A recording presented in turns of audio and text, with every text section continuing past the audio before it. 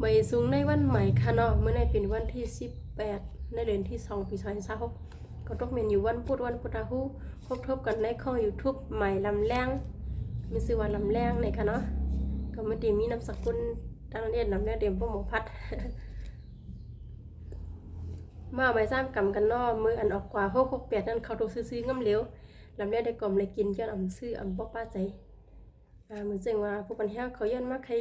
ไล่มาเถียนั่นในนี่ก็เฮ็ดโหฮุกเห็นมาลงปันในอันเดียวกันค่ะในวิดีโอในได้เป็นมีอยู่มื้อในมีหวยเล่าพัฒนาเนาะอันว่าหวยเล่าใหญ่ถีเล่าลงนั่นค่ะวันพุธเรียนหวยเล่าใหญ่เฮ หุ้นเล่าอันเล็กมันสำแทงหุ้นฮานอยอันน้องใหญ่มันกำนำดีเรียนกันที่ลาวพัฒนาที่ลาวหลงน่ะเนาะสำแทงที่สองทุ่มเมืองมันมาเอาเนาะมานับซ้ำกันว่าจะยาวๆสิถ่อมกว่าคาใน YouTube ในมันดีวิดีโอมันดีอยู่ที่3 นาทีขึ้นเนาะซื้อไปเลยปินก็ลำแรงไว้นั่นก็ติ๊กติดตามติ๊กปินก็ไว้ค่ะก็เพราะว่าเฮาติ๊กติดตามอยู่ตามหันเจียงนะพวกเฮาหลานเลยมันได้มีหลายวิวค่ะพวกเฮาติ๊กติดตามยาวเนี่ยมันได้มีหิ่งเนาะใน YouTube นั้นได้มีหิ่งโปรเทคที่หิงยาวในดีมีอยู่หลายแถวๆนั้นก็จะให้เฮ็ดเด็กเป็นแถวนึงสุดๆอ้อนั่นนะโปรเทควันที่นั้นก็โปรดำเรียนรู้มือหลายนี่ก็มันดีมาเสียงเดือนในพวกพี่น้องเขานี่นะอย่าลืมค่ะนะซื้อติดตามมาเห็นอะไรเด็กหิงนั่นก็อย่าลืมเด็กค่ะนะโปรเทคหิงก็ให้เด็กแถวนึงสุดๆนะเด็กหิงเนี่ย น่ามาเอากันนะยาวจามกามนอกพังสิเลียนค่ะอย่าไปว่ามันยามมานานนี่ก็ผือมาปันเทียง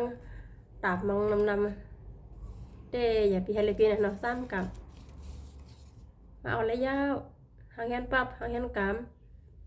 มานับซ้ำกามวันไหนหกคนมานับซ้ำกามไม่น่าหลับเลี่ยมเลยว่าถูกปอกมันค่ะนะอย่าลืมปืนเพบันกันค่ะหน้ายันทางซ้ายมานับซ้ำกามวันเมื่อไหนวิ่งตัวเรียนกี้มันเป็นโซนอำนั้นเก่านี่ค่ะเนาะสองตัวมันเป็น0 9 9 0 0 4 4 0 0 5 5 0 0 0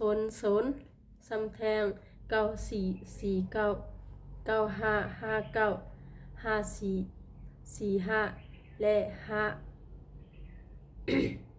เนาะนัดผิดกันนะ5445ยังซ้ำแทง99นี่เนาะ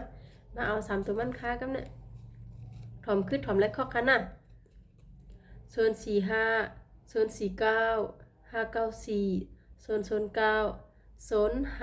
059 และ995นะคะเราเรียกได้ไม่ลืมเนาะ